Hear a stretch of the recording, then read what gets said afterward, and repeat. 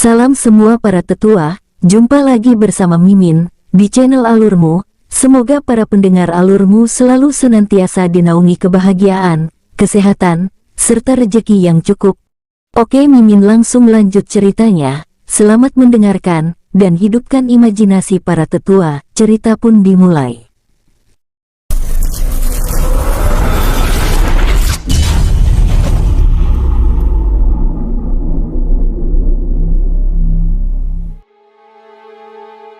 Lihat, pemuda itu benar-benar kaya. Bahkan di tangannya masih ada 5 batu lainnya. Aku yakin dia pasti memiliki lebih dari itu, ucap para tamu lainnya menatap King Ruo dengan serakah. Pemuda yang ada di hadapan King Ruo terlihat begitu senang. Saudara Yin Liang, terima kasih. Aku Si Zian menerima ketulusan saudara, ucapnya sambil meraih keempat batu penguat jiwa dan batu api hitam itu tanpa malu-malu. Cih, harga diri apa? Lihat, dia ternyata sangat tidak tahu malu, ucap pelanggan lain mencibir. Saudara Si Zian, terima kasih. Jika saudara dapat memberitahu kelompok yang aku cari sebelumnya, maka aku akan menyerahkan sisa batu lainnya. Bagaimana? Pemuda yang mengaku bernama Si Zian tersebut begitu senang. Baik, aku setuju, jawabnya dengan ramah. Jika demikian, mari pergi sekarang juga, ucap King Ruo sambil memberikan 2 buah batu penguat jiwa. Sisanya akan aku berikan jika kita sudah bertemu dengan kelompok tersebut. Bagaimana? Baik, ucapnya sambil meraih 2 batu dan menyimpannya. Setelah membayar minumannya, Si Zian lalu membawa King Ruo meninggalkan restoran itu. Semua orang yang ada di dalam ruangan itu menggelengkan kepala menatap kepergian Si Zian yang sangat tidak tahu malu itu. Sungguh pemuda malang yang mau dibodohi, ucap mereka menggelengkan kepala menatap King Ruo yang berjalan mengikuti Si Zian. Kata siapa pemuda itu bodoh? Aku rasa dia adalah pemuda cerdas. Si Zian itu akan kena batunya.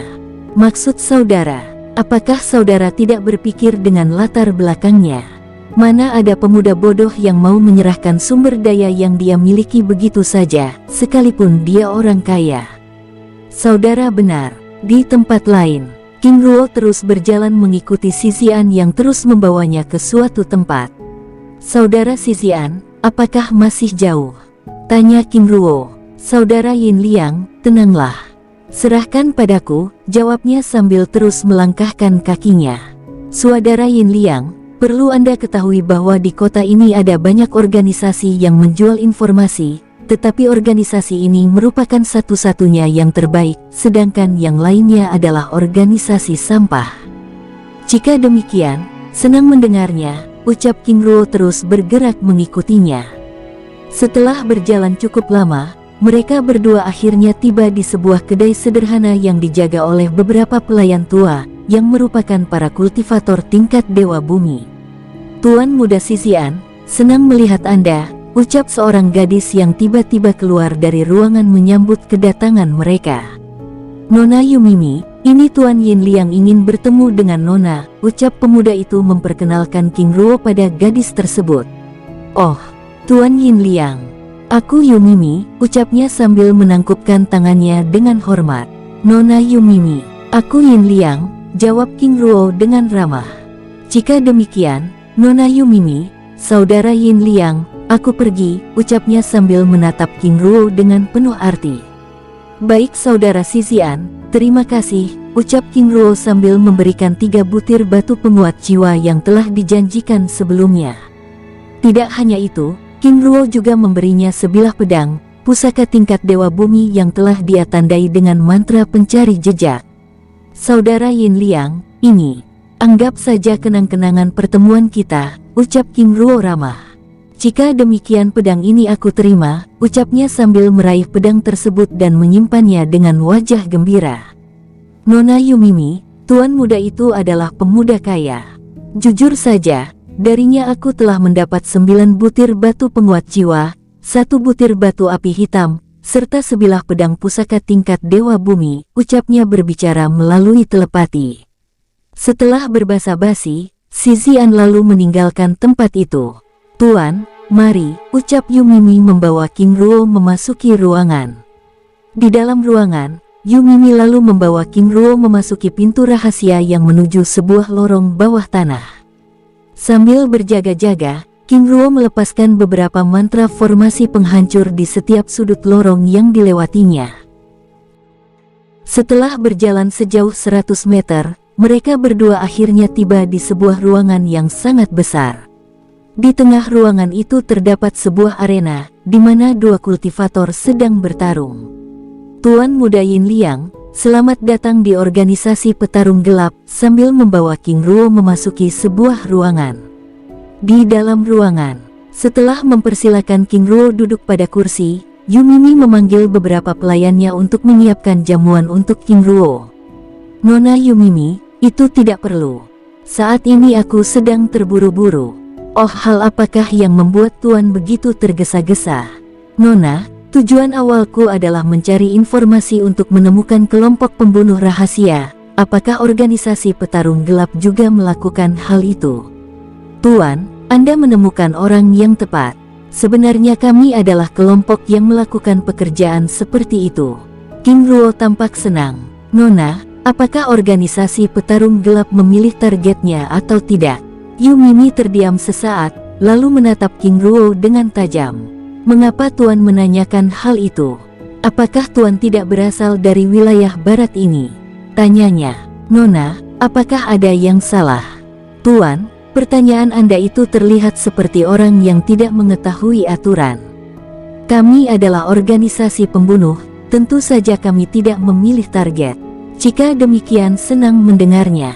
Baik, kali ini aku ingin menggunakan jasa kalian untuk membunuh Mo Guiying yang saat ini berada di kota ini, ucap King Ruo dengan wajah serius. Apa? Yumimi bahkan sampai berdiri dari kursinya. Tuan, Anda jangan bercanda. Cekak. Sebelumnya Nona mengatakan akan menerima misi apa saja, tetapi setelah mengetahui nama itu, Nona begitu ketakutan. Apakah ada yang salah? Tanya King Ruo yang memang sengaja ingin memancing reaksi dari Yumimi. Tuan, dia adalah pangeran kesayangan Kaisar Moguitufu. Jika dia mati di kota ini, maka kota ini juga akan mati bersamanya. Aku tidak meminta Nona membunuhnya di kota ini. Tapi apakah Nona menerima misi ini? Yumimi terdiam lalu menatap King Ruo dengan lekat. Ini adalah misi yang sangat berbahaya. Aku akan memanggil beberapa tetua untuk mendapat persetujuan dari mereka, ucapnya sambil memanggil beberapa gadis. Panggil tetua pedang gelap dan tetua pisau angin. Baik Nona. Tuan, mengapa Anda melakukan hal yang sangat berisiko ini? Nona, itu rahasia, jawab King Ruo santai. Yumimi menganggukkan kepalanya. Tuan, jika aku boleh tahu, dari mana Anda berasal? King Ruo lalu menunjukkan lencana klan Yin yang dia miliki. Tuan, Anda juga berasal dari ibu kota Kekaisaran Selatan. Benar, kami para klan bangsawan sangat jenuh dengan Mo Guitufu, bahkan dengan Mo Guiying. Begini saja, jika kalian tidak berani membunuhnya, maka aku hanya perlu kalian menghabisi para pengawalnya saja, ucap King Ruo yang dari awal memang ingin meminta mereka untuk membunuh pengawal yang melindungi Mo Guiying tersebut.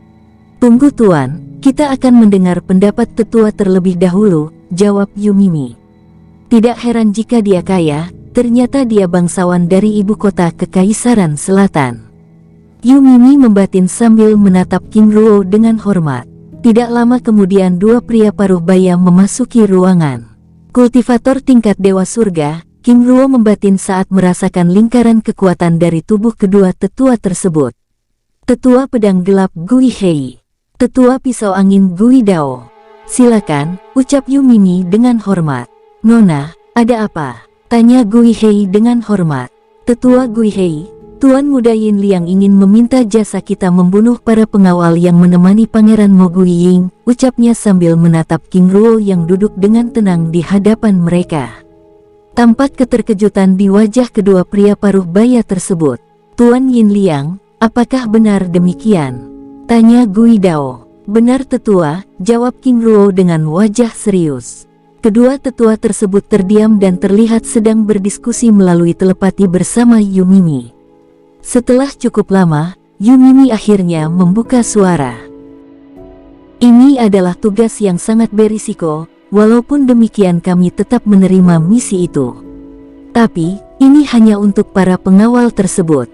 Baik, itu saja sudah cukup. Sedangkan sisanya serahkan padaku, ucap King Ruo. Baik, untuk menangani kasus ini kami akan mengirim 3 kultivator tingkat Dewa Surga. Apakah itu cukup, Nona? Itu lebih dari cukup. Lalu bagaimana jika aku ingin menyewa lebih banyak, apakah bisa? Yumimi terdiam beberapa saat lalu menatap King Ruo dengan serius. Tuan, kami adalah organisasi pembunuh rahasia yang memiliki aturannya sendiri. Dalam setiap misi, kami tidak ingin mengalami resiko kerugian yang lebih banyak. 5 orang adalah jumlah maksimal. Apakah Anda ingin menambah lagi? Jika demikian, cukup 3 saja. Baik, apakah ada lagi? Nona Yumimi, aku masih ingin menyewa banyak orang. Apakah Nona tahu tempat untuk mendapatkannya? Ada Tuan, organisasi Sisi, yaitu pasukan berani mati. Dikatakan demikian, karena mereka menjual pembunuh itu secara langsung. Tempatnya ada di Gunung Tengkorak, kota Zaisi. Aku akan meminta pelayanku mengantar Anda. Baik Nona, terima kasih, karena memang yang seperti itu yang aku inginkan, ucap King Ruo. Yumimi lalu memanggil pelayannya untuk memanggil 3 orang yang akan membantu King Ruo membunuh pasukan pengawal Mogu Ying. Tuan, sesuai dengan tingkat resikonya. Harga per orangnya 5 juta kristal langit. Jika itu misi biasa, paling tinggi biayanya 2.500.000, ucapnya sambil tersenyum ramah. Apa? King Ruo terkejut. Dia tidak menyangka jika misi berat dan penuh risiko itu hanya dibayar 5 juta kristal langit. Dan menurutnya itu sangat murah. Walaupun dia tahu, kristal langit adalah hal sulit untuk diperoleh. Tuan Yin Liang, apakah Anda keberatan? Tanya Yumimi yang melihat King Ruo terdiam. Tidak Nona, aku setuju.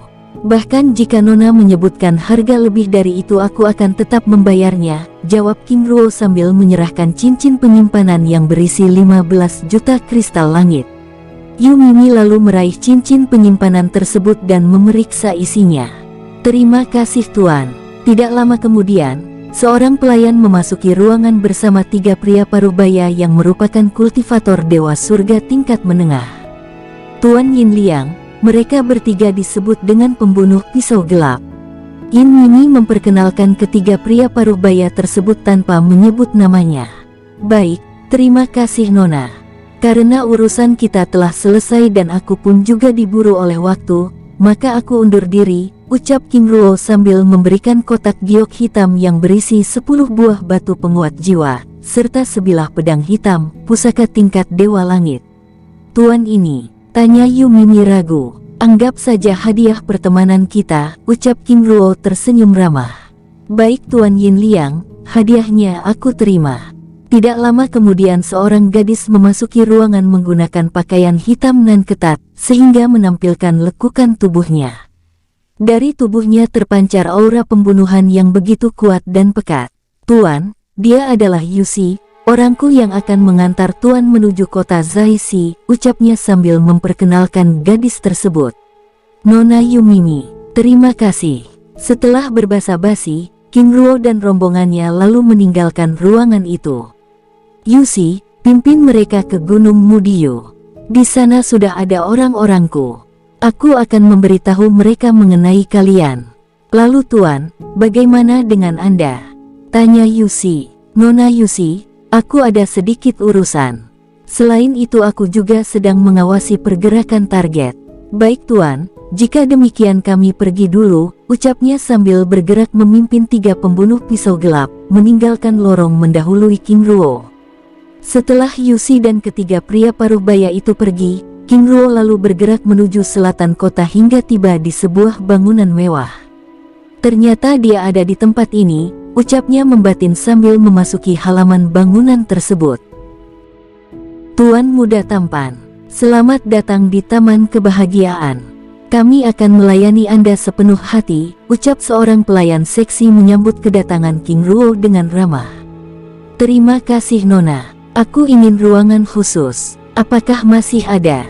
Tentu Tuan, Mari, ucapnya sambil membawa King Ruo ke ruangan yang dimaksud.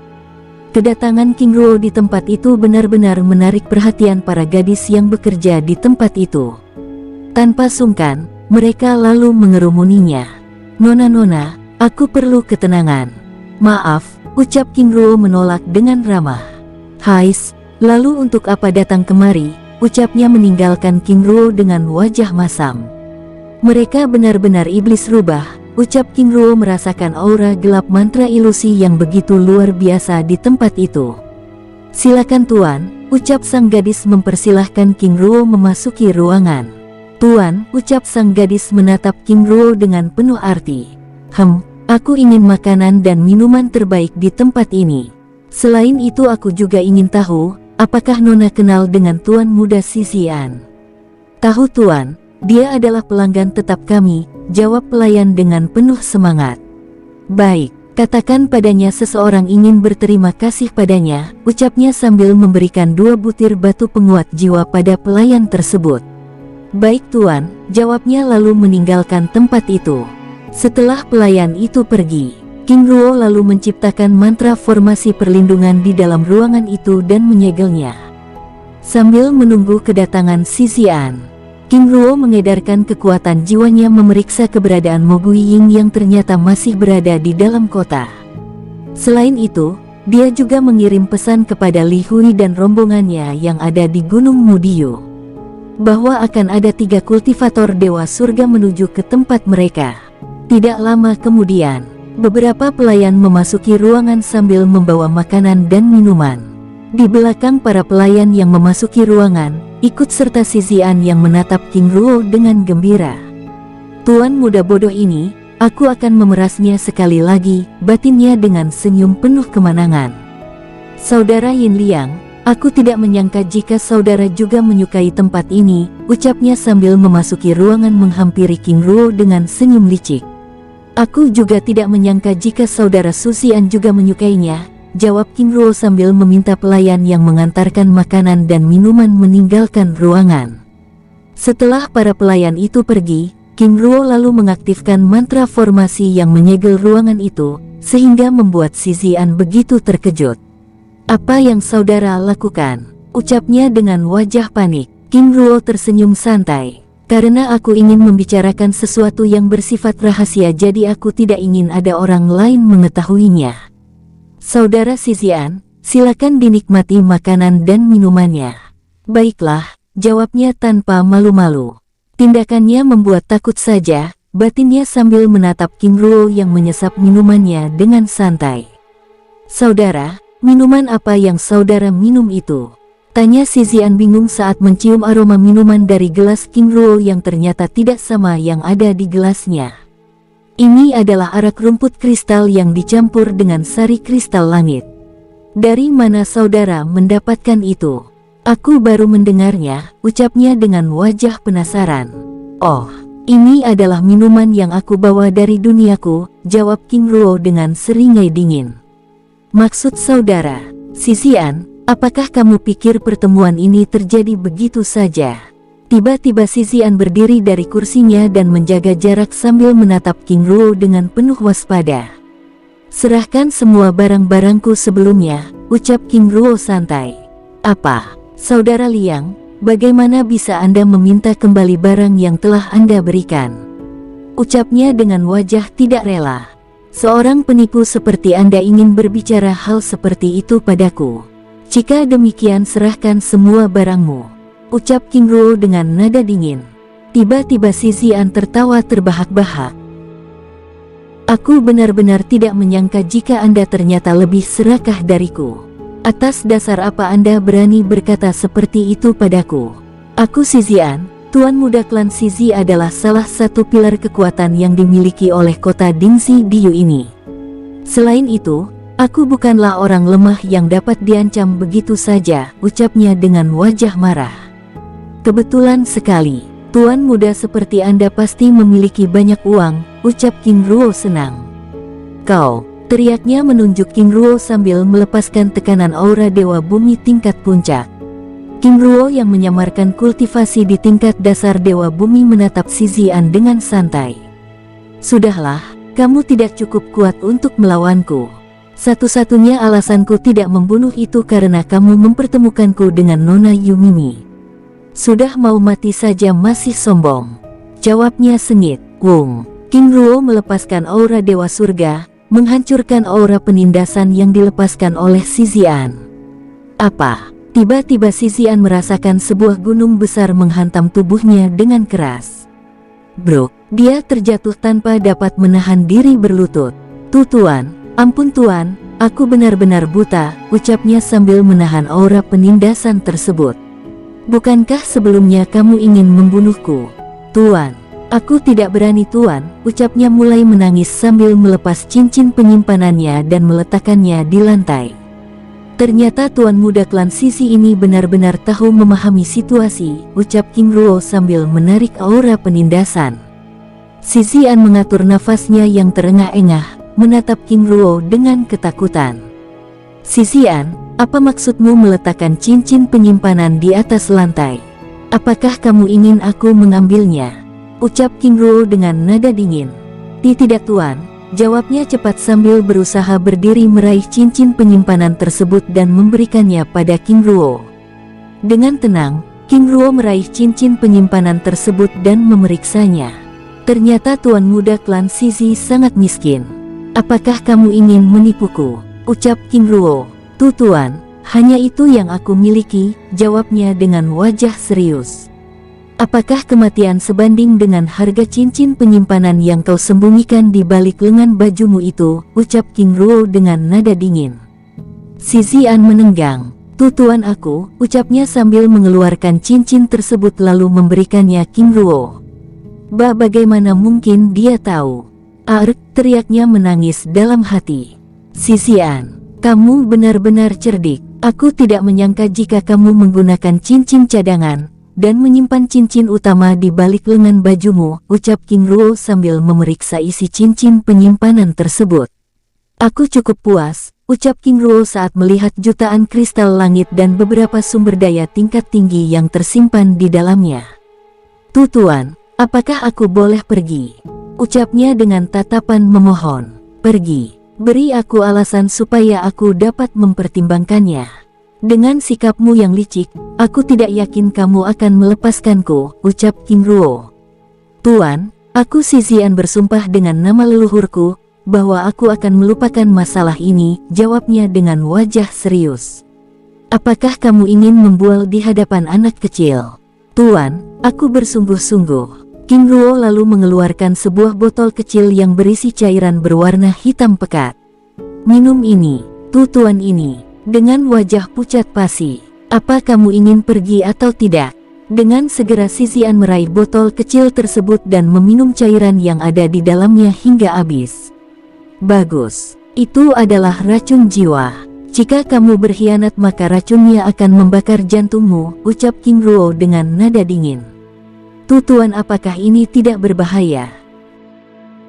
Racun itu tidak berbahaya sama sekali. Tetapi dia akan bereaksi jika kamu mengungkit namaku, jawab King Ruo dengan tersenyum dingin. Baik Tuan, aku akan pergi, ucapnya. Silakan, jawab King Ruo santai. Si Zian meninggalkan ruangan itu dengan langkah terseok-seok, dia bahkan hampir terjatuh. Mengapa aku begitu sial, batinnya tanpa berani mengungkit nama Yin Liang. Dia sangat yakin jika racun yang diberikan oleh King Ruo akan membunuhnya dengan seketika. Di dalam ruangan, King Ruo hanya tersenyum kecil. Jika saja dia tahu bahwa cairan yang diminumnya itu hanyalah air laut hitam. Aku yakin dia akan murka, batinnya. Saat dirinya sedang tersenyum-senyum, tiba-tiba King Ruo merasakan aura pencari jejak yang diletakkan pada ketiga senjata pusaka yang diberikan pada Mo Guiying meninggalkan kota wilayah kota. Sepertinya dia sudah pergi, batinnya sambil beranjak dari ruangan itu.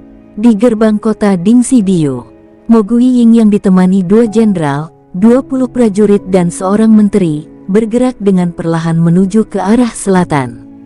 Paman Mao, aku tidak menyangka jika kota Dingxi Diu ini benar-benar miskin, bahkan oleh-oleh pun mereka tidak memberi. Pangeran benar, Kota Ji yang sangat kecil saja berani memberi sesuatu yang sangat luar biasa, jawab Mo Guimao. Dengan bangga Mo Guiying mengeluarkan pedang pemberian King Ruo dari dalam cincin penyimpanannya, dan memeriksa pedang tersebut dengan seksama. Paman, pedang ini benar-benar luar biasa. Jika dinilai dari harganya bisa mencapai jutaan kristal langit. Pangeran, ini, ucap Mo Guimao memeriksa pedang itu. Paman, ada apa? Pangeran, coba lihat, ucapnya sambil menunjukkan aura asing dari dalam pedang. Paman, aura apa ini? Tiba-tiba Mo Gui tertawa. Ternyata raja kecil itu memiliki maksud lain. Ini adalah aura pencari jejak. Dengan tanda ini dia mengetahui keberadaan kita, ucapnya menjelaskan. Apa? Mo Gui yang begitu terkejut lalu memeriksa barang tersebut dengan seksama. Paman, apakah kita akan kembali dan menangkapnya? Mo Guimao menggelengkan kepalanya. Tidak perlu, aku dapat melepaskannya. Tapi ini sangat aneh. Maksud paman, aku tidak yakin, apakah dia dengan sengaja meletakkan mantra pencari jejak ini atau dia lupa melepaskannya. Paman, mungkin saja dia lupa melepaskannya, karena statusnya sebagai raja kecil itu, aku tidak yakin dia akan melakukan hal yang macam-macam, ucap Mo Guiying berpendapat. Pangeran, benar juga. Pangeran, biar aku memeriksa dua senjata lainnya. Baik, ucapnya sambil mengeluarkan tombak dan rantai hitam dari dalam cincin penyimpanannya. Dengan tenang Mo Guimao memeriksa kedua pusaka tersebut dan ternyata dia juga menemukan mantra pencari jejak. Aku yakin dia lupa melepaskannya. Maksud paman, jika dia hanya menandai satu pusaka, itu berarti dia dengan sengaja melakukannya dan menargetkan kita. Tetapi ketiga pusaka ini memiliki tanda jejak pencari aura yang sama. Aku yakin dia lupa melepaskannya, ucapnya sambil menghancurkan tanda tersebut. Pusaka itu bergetar dengan keras lalu menjadi tenang kembali. Ini pangeran, ucapnya sambil menyerahkan ketiga senjata pusaka tersebut. Di tempat lain, King Ruo yang terus bergerak meninggalkan kota Dingxi Diu mengejar kelompok tersebut tiba-tiba merasakan jejak pencari aura dari ketiga pusaka yang dia berikan pada Mo Guiying hilang. Apakah dia mengetahuinya? King Ruo membatin sambil terus bergerak menyusul kelompok tersebut. King Ruo melesat menggunakan teknik membelah ruang dan waktu. Dalam waktu yang singkat, dari jarak 3 kilometer, dia akhirnya dapat melihat pergerakan kereta Mo Guiying yang ditarik para Guai terus bergerak meninggalkan wilayah kota Dingxi Diu. Akhirnya, ucap King Ruo sambil terus bergerak dan menjaga jarak. Sepanjang hari itu King Ruo dengan tenang terus mengikuti kelompok tersebut. Dan Mimin geser ceritanya, tetua alurmu. Di Gunung Mudiu. Li Hui dan rombongannya yang sedang berjaga-jaga di tempat itu tiba-tiba melihat kilatan cahaya bergerak mendekati mereka. Seorang gadis berpakaian eksentrik bersama 3 pria parubaya muncul di tempat itu. Matanya yang tajam mengitari kawasan itu dengan seksama. Siapa kalian? Keluarlah, teriaknya dengan nada dingin. Dengan tenang Li Hui dan rombongannya mendekati kelompok gadis tersebut. Maaf Nona. Apakah Anda Nona Yusi? Tanya Li Hui. Benar, aku Yusi. Lalu kalian? Kami adalah orang-orangnya Jenderal Yin Liang. Oh tuan-tuan, maaf sebelumnya, ucap Yusi mengubah sikap dan gaya bicaranya. Tidak apa-apa Nona, jawab Li Hui lalu membawa kelompok tersebut ke tempat persembunyiannya dan menjelaskan strategi penyergapan yang akan mereka lakukan. Di tempat lain, King Ruo dengan tenang terus bergerak menjaga jarak mengikuti Mo Guiying dan rombongannya. Sepertinya mereka melewati jalur umum. King Ruo membatin saat melihat kelompok tersebut terus bergerak menuju Gunung Mudiu. Menjelang tengah malam, kelompok tersebut memasuki rantai pegunungan Mudiu. Dengan segera King Ruo mengeluarkan lencana giok jiwa, mengabari Li Hui dan rombongannya untuk bersiap-siap. Sedangkan Mo Guiying dan kelompoknya yang tidak mengetahui dan menyadari King Ruo dan rombongannya terus bergerak memasuki wilayah terdalam gunung tersebut. Saat mereka terus bergerak memasuki wilayah terdalam, tiba-tiba udara tempat itu bergetar dengan keras bersamaan dengan munculnya mantra formasi berbentuk kubah hitam mengurung mereka. Jenderal Wei, Jenderal Tan, ini penyergapan. Ucap prajurit yang berada di barisan paling depan terkejut. Aktifkan formasi, teriak Mo Gui Wei. Dengan segera prajurit tersebut membentuk formasi pertahanan. Bajingan bangsa, apakah kalian buta? Teriak Mo Gui Tan murka. Sus, tiga pria paruh baya muncul dari kegelapan, memasuki perisai tersebut. Bunuh, teriak Mo Gui Ying yang berada di dalam kereta memberi perintah. Duar, ledakan keras bergema saat serang yang dilancarkan oleh prajurit dihadang oleh ketiga pria paruh baya tersebut. Sampah, beraninya kalian menyerang pasukan kekaisaran. Teriak dua jenderal yang mendampingi Mo Gui Ying yang ternyata kultivator Dewa Surga, menyambut serangan yang dilancarkan ketiga pembunuh bayaran yang disewa oleh King Ruo. Tidak hanya itu, Mo Gui Mao sang menteri yang ternyata diam-diam itu juga seorang kultivator Dewa Surga. Duar, ledakan keras bergema dengan dahsyat menggetarkan tempat itu. Dari tempat tersembunyi, Li Hui, Sun Bai, Jiang Lu, Tang Yin dan Yusi yang menjaga mantra formasi kubah hitam untuk meredam suara pertempuran tersebut begitu terkejut saat kekuatan mereka terkena serangan balik dari ledakan pertempuran yang terjadi. Ini adalah pertempuran tingkat Dewa Surga, ucap Yusi mengerahkan seluruh kekuatan puncaknya untuk menjaga mantra formasi tersebut. Dalam waktu singkat pertarungan kacau itu menjadi tidak seimbang, di mana ketiga pembunuh bayaran yang King Ruo sewa ternyata mendapat lawan yang seimbang, bahkan serangan formasi yang dilepaskan ke-20 prajurit terus mengganggu mereka. Terus serang, teriak Mo Gui Ying yang berada di dalam kereta memberi perintah. Dari tempat persembunyian, King Ruo yang mengamati pertarungan tidak seimbang itu tiba-tiba bergerak memasuki pertempuran. Tubuhnya melesat memasuki perisai mantra formasi. Duar, ledakan dahsyat bergema dengan keras bersamaan dengan terlemparnya beberapa prajurit yang berada di dalam lingkaran formasi. Beberapa prajurit yang merupakan kultivator Dewa Langit Puncak itu bahkan mereka langsung tewas seketika.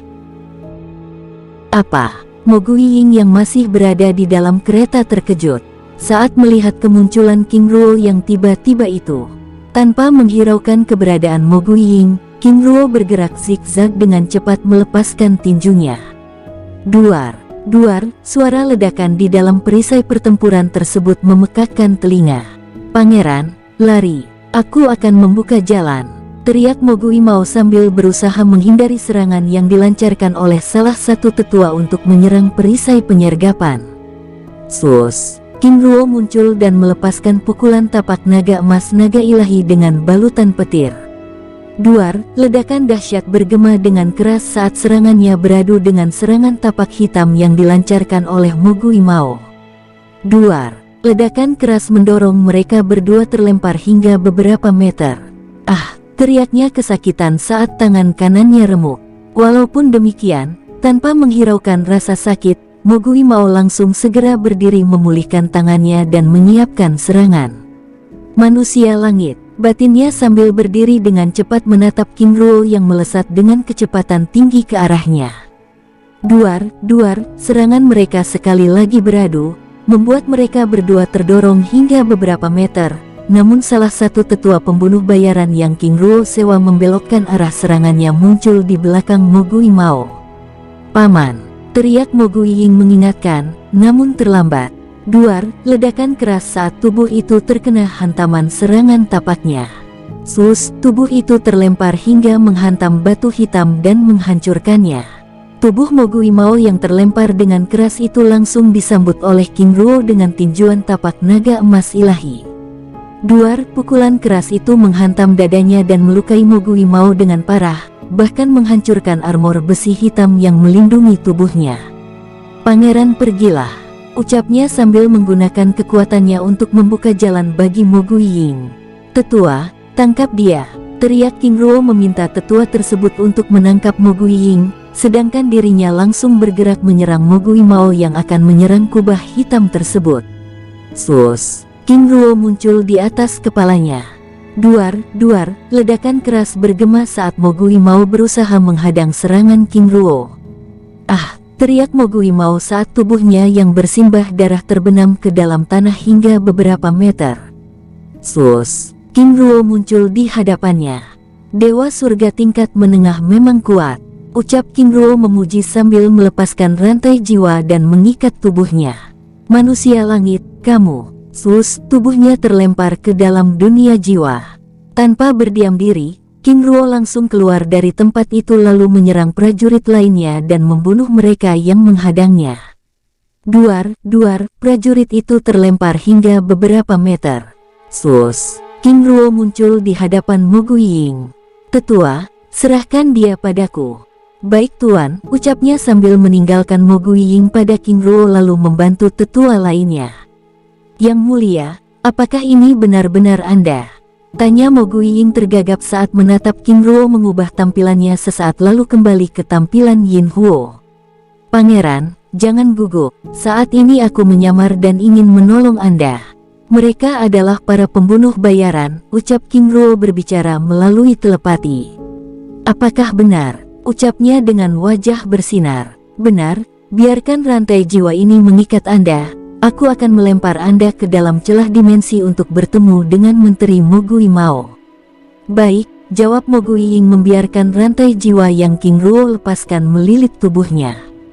Namun sebelum King Ruo melempar tubuhnya ke dalam dunia jiwa, Mo Guiying memecahkan lencana giok merah untuk memanggil pasukan bantuan. King Ruo yang menyadari hal itu langsung melempar tubuh Mo Guiying ke dalam dunia jiwa. Tetua, tuntaskan sekarang. Mo Guiying ternyata telah memanggil pasukan bantuan, ucapnya sambil membantu tetua tersebut membunuh Mo Guiwei dan Mo Guitan. Dengan bantuan King Ruo, kedua jenderal tersebut semakin kewalahan. Bajingan keparat, kalian akan merasakan murka dari Yang Mulia Kaisar. Teriak Mo Guiwei sambil melepaskan pukulan untuk menahan serangan yang dilancarkan oleh King Ruo dan rombongannya. Tetua, sekarang, teriak King Ruo saat berhasil menyerangkan pukulan pada tubuh Mo Guiwei hingga mengirimnya terpental beberapa meter. Tubuh yang terlempar tersebut langsung mendapat serangan susulan dari salah satu tetua. Sus, beberapa pisau berwarna hitam gelap muncul dan menyerang Mo Guiwei. Duar, pisau tersebut berhasil dihalau tetapi sebagian di antaranya menancap pada kaki dan tangannya. Duar, pisau hitam itu meledak, menghancurkan tangan dan kaki sang jenderal. Belum sempat Mo Guiwei bergerak menghindar, tanpa memberikan ruang, tetua tersebut sekali lagi melepaskan tembakan pisau dengan jumlah yang cukup banyak. Tus, beberapa pisau menancap di dada sang jenderal. Mati, teriak sang tetua sambil meledakkan tubuh tersebut. Tidak, teriak Mo Guitan murka. Dengan terbunuhnya Mo Guiwei membuat Mo Guitan menjadi bulan-bulanan ketiga pria paruh baya tersebut.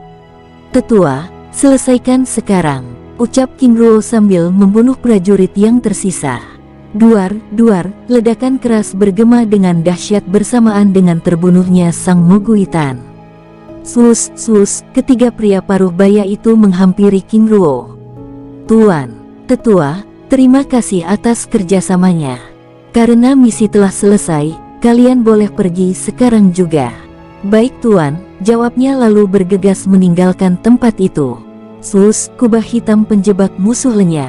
King Ruo mengeluarkan Ding Fei, gasing tembaga pusaka klan Su, lalu menghisap semua bekas kekacauan yang terjadi di tempat itu. Setelah memastikan tidak ada yang tersisa di tempat itu, King Ruo lalu bergerak menghampiri Li Hui dan rombongannya. Nona Yusi, Li Hui, pergi sekarang juga, ucap King Ruo sambil terus bergerak. Tanpa menjawab, Yusi dan rombongannya lalu bergerak mengikuti King Ruo dengan kekuatan puncaknya. 10 menit setelah King Ruo dan rombongannya meninggalkan tempat itu, muncul 5 sosok dengan aura pendekar dewa tingkat surga menatap kawasan Gunung Mudayu dengan tajam. Tidak salah lagi, tanda itu muncul di tempat ini, ucap salah satu dari mereka dengan wajah serius. Sus, kelima sosok itu lalu bergerak ke berbagai arah memeriksa tempat itu dengan teliti. 15 menit kemudian mereka berkumpul kembali. Saudara, ikut aku, ucap salah seorang di antara mereka membawa rombongan itu menuju wilayah terdalam kawasan gunung. Aku yakin ini adalah tempatnya. Ucapnya sambil menunjuk sebuah tempat yang sangat lapang dan bersih. Benar, tapi apa yang sebenarnya terjadi? Panggilan tanda bahaya itu memang berasal dari Pangeran ke-9. Aku yakin dia mengalami kesulitan yang besar di tempat ini, tapi di mana dia sekarang? Kita bahkan tidak merasakan kehadiran auranya, ucap salah satu dari pria paruh baya tersebut. Ini sangat aneh, lalu apa yang akan kita lakukan? Kelima pria paruh baya yang merupakan kultivator dewa surga tingkat menengah itu terdiam. Sambil menunggu informasi dari ibu kota, sebaiknya kita tetap bergerak dan melakukan penyelidikan. Baik, jawabnya lalu bergerak memeriksa tempat itu.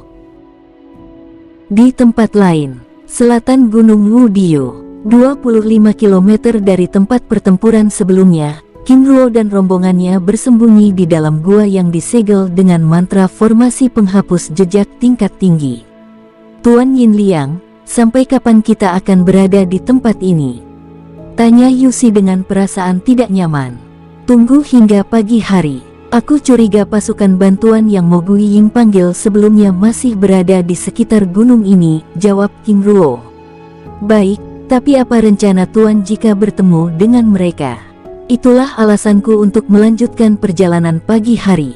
Jika kita melakukannya sekarang dan bertemu dengan mereka, aku rasa mereka akan langsung menangkap kita, bahkan jika aku menggunakan identitasku, jawab King Ruo menggelengkan kepalanya. Tuan benar, mereka tidak akan percaya alasan apapun. Lalu apa rencana Tuan selanjutnya? Tenanglah, aku sudah memikirkannya. Fokus utama Nona saat ini adalah tetap membawaku ke kota Zaishi. Baik Tuan. Di dalam hatinya, Yusi begitu khawatir karena harus terlibat dengan kematian Mo Guiying. Yang membuatnya semakin khawatir adalah kehadiran aura yang sangat kuat yang mereka rasakan sebelumnya. Tuan, aku ingin memastikan, apa pekerjaan kami sudah selesai? Ucapnya dengan wajah ragu. Nona, aku sangat puas. 3 tetua itu bekerja dengan sangat baik. Silakan melapor pada Nona Yumimi bahwa misi telah berjalan dengan baik. Oh baik Tuan, ucapnya dengan sedikit gugup. Ternyata mereka benar-benar membunuh Mo Guiying, batinnya sambil menggigit bawah bibirnya. Sambil menunggu pagi tiba, King Ruo meminta rombongannya untuk beristirahat dan memulihkan diri. Selain itu, King Ruo juga mengabari Yan Xiaoer dan rombongannya untuk tetap berhati-hati. Di luar mulut gua, Tao Tao dan saudaranya terus berjaga memeriksa tempat itu sambil terus memberikan laporan pada King Ruo. Pagi hari, King Ruo dan rombongannya masih belum keluar dari tempat persembunyiannya, sehingga membuat Yusi yang merasa tidak nyaman dengan keadaan itu menanyakan hal tersebut pada King Ruo. Tuan, apakah kita masih belum bisa pergi? Nona Yusi, tunggu sedikit siang, jawab King Ruo. Baik, sambil menganggukkan kepalanya. Sambil menunggu hari benar-benar siang, mereka berbincang-bincang santai, hingga King Ruo keluar dari dalam gua memeriksa tempat itu, sambil memasukkan Tao Tao dan rombongannya kembali ke dalam dunia jiwa. Nona, mari, ucap King Ruo membawa rombongannya meninggalkan tempat itu. Setelah mereka keluar dari kawasan rantai pegunungan Mudiyo, di perbatasan hutan selatan tiba-tiba King Ruo merasakan beberapa aura yang begitu kuat bergerak mendekati mereka dengan kecepatan tinggi. Tuan kita, Yusi sedikit panik, tenanglah, serahkan padaku, jangan melawan, ucap King Ruo berbicara pada rombongannya sambil terus bergerak dengan tenang. Sus, 2 pria paruh baya menghampiri King Ruo dan rombongannya dengan tatapan tajam dan penuh selidik. Kalian kami tahan, ucapnya sambil menunjukkan lencana bergambar pohon emas. Tanpa berbasa-basi, salah satu dari mereka yang membawa rantai hitam langsung mengikat King Ruo dan rombongannya. Tanpa perlawanan King Ruo dan rombongannya lalu mengikuti pria paruh baya tersebut.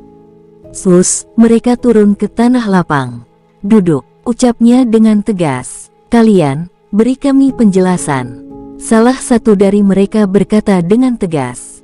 Penjelasan yang seperti apa, yang tetua inginkan? Tanya King Ruo. Pertanyaan King Ruo itu membuat kedua paruh baya tersebut saling berpandangan. Nama, asal, tujuan. Aku Yin Liang, Mereka adalah orang-orangku. Kami hendak menuju kota Zaisi. Kedua pria paruh baya tersebut mengerutkan keningnya menatap King Ruo dengan lekat. Klan Yin. Benar, jawab King Ruo sambil menunjukkan lencana bergambar perak api. Oh Tuan Muda, maaf. Salah satu dari mereka lalu melepaskan ikatan rantai hitam dari tubuh King Ruo dan rombongannya.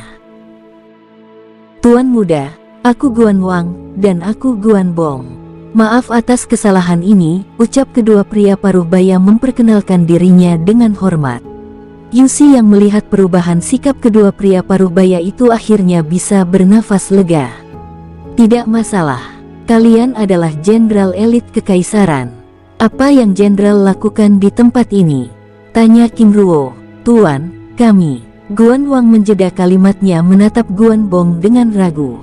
Tuan Muda, kami mendapat panggilan darurat dari Pangeran Mogui Ying. Sumber panggilan itu berada di Gunung Mudiyu ini, tetapi saat kami tiba, kami tidak dapat menemukannya, bahkan kami juga tidak merasakan jejak auranya, ucap Guan Wang menjelaskan.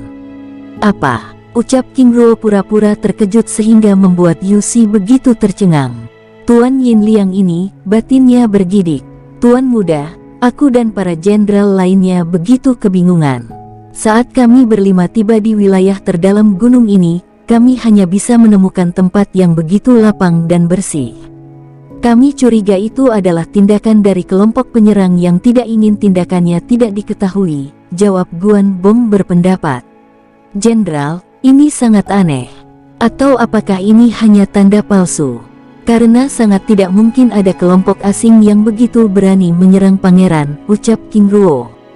Tuan Muda benar. Karena saat itu pangeran pergi bersama 20 prajurit elit, dan didampingi Jenderal Migui Wei dan Mogui Tan, serta Menteri Mogui Mao. Hanya orang gila yang berani menyerang mereka, ucap Guan Bong. King Ruo menganggukkan kepalanya. Jika aku boleh tahu, siapa saja yang sudah tetua jumpai keluar dari kawasan gunung ini? Tidak ada Tuan Muda, kalianlah yang pertama, jawab Guan Wang. King Ruo menganggukkan kepalanya. Lalu apa pendapat tetua? Tanya King Ruo. Kami sangat ragu jika kalian yang melakukannya. Dari segi kekuatan saja itu sangat tidak masuk akal. Guan Wang berpendapat, Jenderal, jika penyerang itu adalah kalian berdua, apa yang akan kalian lakukan? Tanya King Ruo tiba-tiba. Guan Wang dan Guan Bong saling berpandangan. Jika itu aku, sudah pasti aku akan langsung pergi, jawab Guan Bong. King Ruo menganggukkan kepalanya. Jenderal, aku sangat yakin jika pangeran tidak diserang di tempat ini. Alasannya, pertama hanya orang gila yang melakukannya. Kedua, jikapun dia diserang, sangat mustahil kelompok penyerang bisa menghindari kedatangan kalian. Jika pangeran benar-benar dalam keadaan bahaya, pihak istana pasti akan mengabari kalian, ucap King Ruo dengan wajah serius. Guan Wang dan Guan Bong menganggukkan kepalanya. Tuan Muda benar, jawab Guan Wang. King Ruo dan kedua jenderal itu terus berbincang-bincang hingga mereka meminta King Ruo untuk melanjutkan perjalanannya. Tuan Muda, maaf atas ketidaknyamanannya, sekarang Tuan Muda boleh pergi, ucap salah satu tetua tersebut. Tidak masalah, karena itu memang tugas jenderal berdua. Selain itu, dengan informasi ini aku juga akan membantu kalian untuk mencari keberadaannya. Baik Jenderal, kami pergi, ucap King Ruo sambil menangkupkan tangannya. Baik Tuan Muda, terima kasih atas pengertiannya. King Ruo dan rombongannya lalu bergerak meninggalkan tempat itu.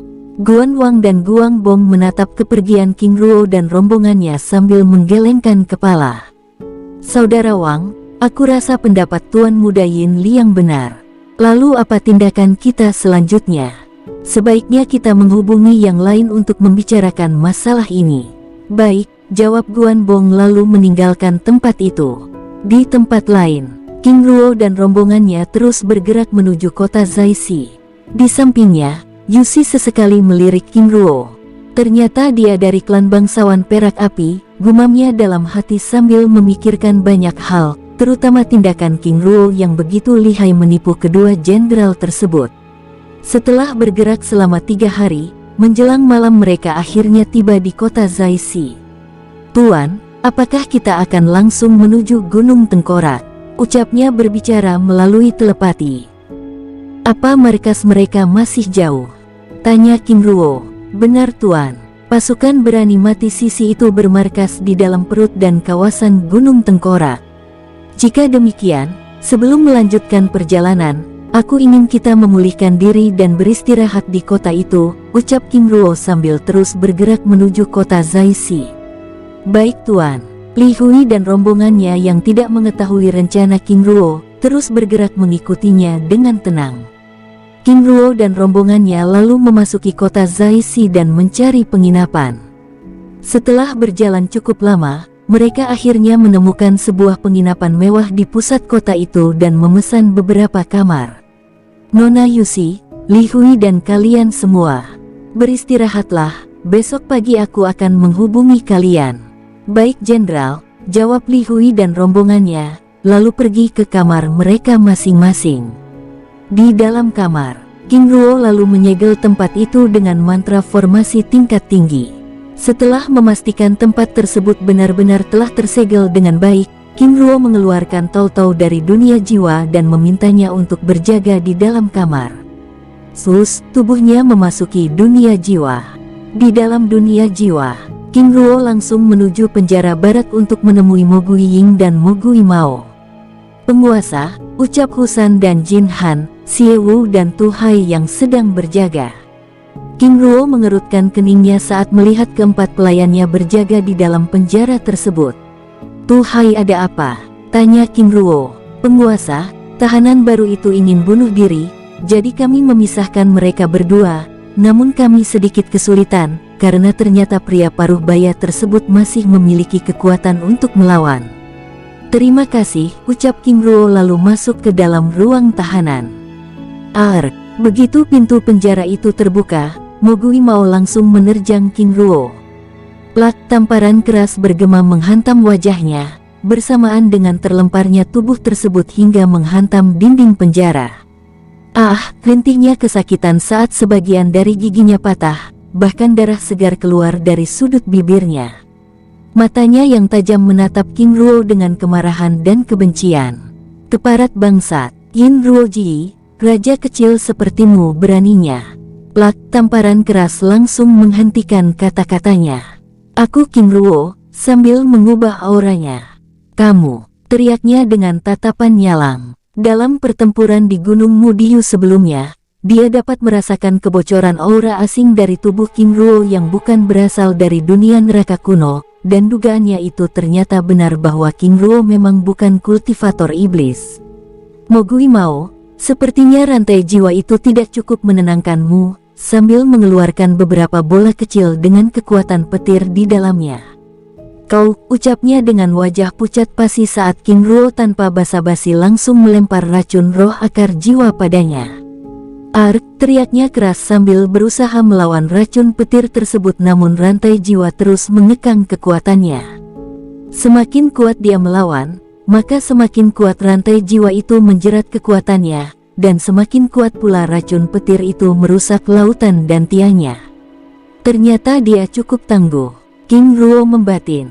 Walaupun demikian, dalam waktu singkat, Mo Gui Mao hanya bisa menangis saat kekuatannya secara perlahan menghilang dari tubuhnya.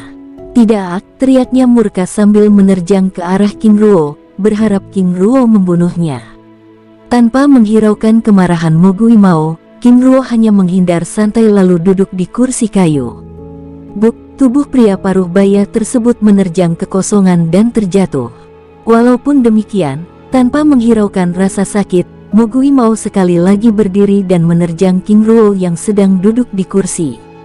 Dengan santai King Ruo menjentikkan jarinya. Wush! Sapuan angin keras menghantam tubuh itu dan melemparnya hingga menghantam dinding penjara. "Husan, bawa Mo Guiying kemari." "Baik penguasa." Dengan sisa kekuatannya, Mo Gui Mao sekali lagi berdiri dan menerjang ke arah King Ruo. "Sungguh merepotkan," ucap King Ruo sambil menjentikkan jarinya. Duar, tangan kanan dan kaki kiri Mo Gui Mao meledak. Teriaknya roboh kesakitan. Dengan santai King Ruo meraih cincin penyimpanan yang tergeletak di lantai, lalu memeriksa isinya. Syukurlah, ucapnya sambil menatap Mogui Mao yang sudah tidak berdaya tersebut. Yang ditakutkan King Ruo sebelumnya adalah jika pria paruh baya itu menghancurkan lencana giok jiwanya, maka itu akan memberi tanda pada pihak kekaisaran ataupun klan Mogui bahwa telah terjadi hal buruk pada mereka, sehingga dapat dipastikan pasukan kekaisaran akan melakukan penyisiran besar-besaran. Tidak lama kemudian, Husan memasuki penjara sambil membawa Mogui Ying. "Penguasa," ucapnya sambil menyerahkan Mogui Ying yang terlihat begitu babak belur. Yin Ruo Jinsei keparat, kau telah menipuku." Duar, tangan kanan Mogui Ying meledak hingga menjatuhkan cincin penyimpanan yang ada di jari tengahnya. Tanpa menghiraukan teriakan kesakitan Mogui Ying, King Ruo lalu meraih cincin itu dan memeriksa isinya. "Keparat, kau akan... Apakah kau ingin mengancamku?" teriak King Ruo sambil menghampirinya dan mencengkram lehernya. Mogui Ying menghentikan kata-katanya saat cengkraman itu menekan tenggorokannya. Rantai jiwa yang melilit tubuh Mogui Ying bereaksi, menghisap dan mengambil kekuatan jiwa dan kekuatan darahnya. Apa yang kau lakukan?" ucapnya dengan terbata-bata. "Kamu akan tahu sendiri," jawab King Ruo santai. Dalam hitungan detik, kekuatan darah dan kekuatan jiwa Mogui Ying terserap. Selain itu, King Ruo dengan perlahan mengubah tampilan wajahnya menjadi Mogui Ying, sehingga membuat Mogui Ying dan Mogui Mao terdiam. "King Ruo, siapa kau sebenarnya? Mengapa kau memusuhi kami?" tanya Mogui Mao di sela kesakitannya. "Siapa aku itu tidak penting. Tetapi kedatanganku ke dunia ini adalah untuk membunuh Mogui Tufu. Jika kau berbicara lagi, aku akan menyiksa dan membakarmu." Mogui Mao yang sebelumnya ingin bertanya lagi, langsung menghentikan niatnya. Di hadapan King Ruo, Mogui Ying yang masih berada dalam cengkramannya terdiam, dan akhirnya menyadari bahwa King Ruo adalah orang yang bukan berasal dari dunia neraka kuno. Setelah selesai menyerap kekuatan jiwa dan kekuatan darahnya, King Ruo lalu menghancurkan dantiannya. Teriak Mogui Ying kesakitan saat King Ruo melepaskan cengkraman tangannya. "Husan, jaga mereka, jangan sampai mereka mati." "Baik penguasa." King Ruo lalu meninggalkan tempat itu. "Keparat, aku tidak akan pernah mengampunimu."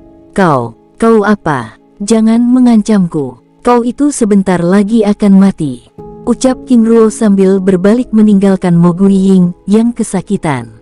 "Jika demikian, bunuh aku sekarang juga," teriaknya sengit. "Tenanglah, aku akan tetap membunuhmu, tetapi tidak untuk saat ini," jawab King Ruo sambil berlalu melangkahkan kakinya meninggalkan tempat itu. "Husan, aku pergi dulu." "Baik penguasa." Dari jauh King Ruo dapat mendengar Mogui Ying berteriak mengumpat dan memaki namanya. Di dalam ruang penjara lainnya, Yin Huo, Si Hong dan para tawanan lainnya terdiam tanpa berani membuat keributan. Mereka yakin semakin kuat mereka melawan, maka semakin keras siksaan yang mereka dapatkan.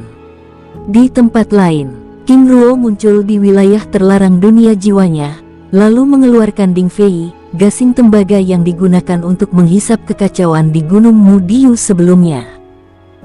Gasing tembaga tersebut bergetar lalu memuntahkan tumpukan sampah dan mayat prajurit, dan para jenderal pengawal Mogui Ying yang telah terbunuh sebelumnya. Zin dan Zan muncul memeriksa tumpukan mayat itu dan mengambil cincin penyimpanannya. Zan, musnahkan mayat-mayat itu. "Baik penguasa." Setelah menerima cincin penyimpanan dari Zin dan Zan, King Ruo lalu meninggalkan tempat itu menuju kediaman Liong Hei untuk memeriksa tubuh Yu Jieru. "Penguasa," ucap Liong Hei menyambut kedatangan King Ruo dengan hormat. King Ruo menganggukkan kepalanya dan menatap sang naga berkepala 3 tersebut dengan ramah lalu menghampiri bola kristal transparan yang masih tersegel. "Waktunya untuk bangun," ucap King Ruo sambil melepaskan mantra formasi yang menyegel bola kristal tersebut. Bola kristal tersebut mulai retak dan secara perlahan hancur. Tubuh Yu Jieru dengan tampilan wajah Yu Sun Su mengambang dengan ledakan aura emas di tingkat dewa langit keluar dari tubuhnya menyapu tempat itu. Penguasa, dia. Benar, dia adalah dewa ikan, jawab King Ruo. Dengan perlahan Yu Jieru membuka matanya lalu berdiri, menatap King Ruo dengan hormat. Penguasa, ucapnya sambil berlutut dengan hormat. Bangunlah, ucap King Ruo ramah. Baik penguasa. Apakah kamu ingat dirimu? Tanya King Ruo. Yu Jieru mengangguk-anggukkan kepalanya. Hamba Yu Jieru penguasa, jawabnya dengan hormat. King Ruo menganggukkan kepalanya. Bagus, mulai sekarang namamu bukan Yu Jieru, tetapi Yu Liang Hao, ucap King Ruo. Baik penguasa, ucapnya sekali lagi dengan hormat. Bersambung, sampai ketemu di episode selanjutnya. Semoga kalian semua selalu terhibur, dan terima kasih.